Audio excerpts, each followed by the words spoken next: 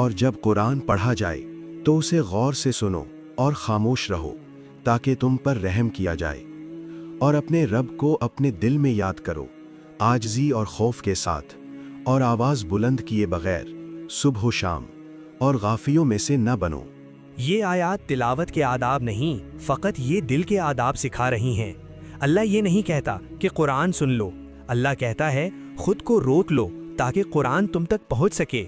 اکثر ہم قرآن کے پاس ہوتے ہیں مگر توجہ کہیں اور ہوتی ہے۔ یہ آیات ہم سے کہتی ہیں قرآن کو بیک گراؤنڈ آواز نہ بناؤ، اسے دل کا مرکز بناؤ، ذکر کو رسم نہ بناؤ، رابطہ بناؤ۔ دل کو جگانے والے سوالات: کیا میں قرآن سنتا ہوں یا صرف چلنے دیتا ہوں؟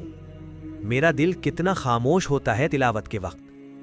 کیا میرا ذکر آواز ہے یا تعلق؟ کیا میں غفلت میں زندہ ہوں؟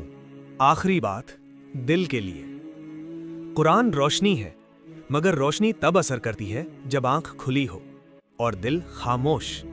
خاموش دل پر قرآن اترتا ہے۔